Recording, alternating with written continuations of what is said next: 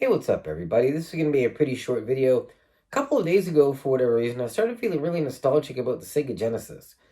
I was a Super Nintendo kid. I had an SNES and a bunch of games, and I played that thing into the ground. But I did have, and still do have, a Sega Genesis. This console that you see here is my original Genesis. Was given to me on my 14th birthday many, many moons ago by my parents, and I've got the Sonic the Hedgehog 2 game that it came with. Cartridge is still in there. Manual still in there. Still in pretty good condition considering it's been well over 20 years since I got this stuff. But I didn't play my Genesis much, which was odd because there were a lot of games on the console that I liked. But I just, at that point in my life, my parents were buying most of my games. And typically I wanted Super Nintendo games more than Genesis games. But looking back on it, I kind of wish I'd asked for more Genesis games because there were a lot of good games on the system that I missed out on the time. Now, thankfully, this console has had plenty of staying power. So, a few months ago, I downloaded to my Switch a selection of classic Genesis titles, and I've been having a lot of fun going back through that and playing a bunch of games that I missed first time around. In particular, right now, I'm in the middle of a playthrough of Shinobi. If you've never played Shinobi, check it out. It's a really good game. I'm having fun with it, and again, it's one of those ones that I'm kind of sorry that I missed the first time around, but I just didn't give the Genesis a whole lot of look for some reason, even though I thought it was really cool and I knew there were a lot of great games out there for it.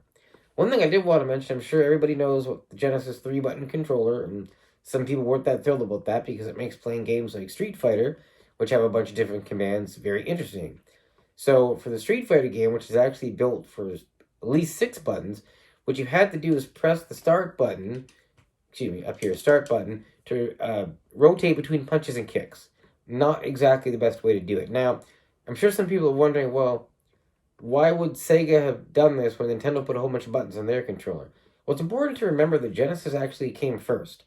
I believe it released in North America in 1989, and the Super NES, I think, was either late 1990 or early 1991.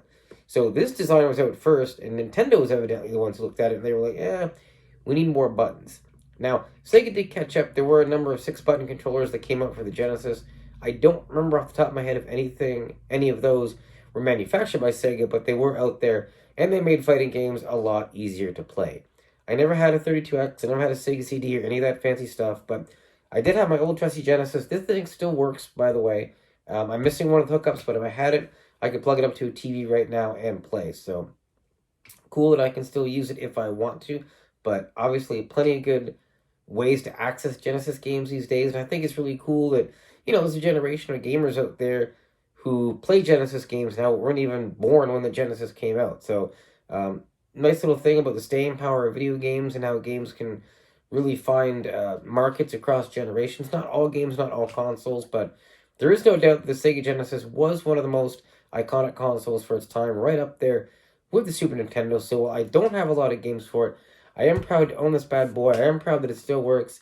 And who knows, maybe one day I'll buy some more cartridges for it and do those things that my 14-year-old self never could. That's all for tonight, folks. Thanks for watching.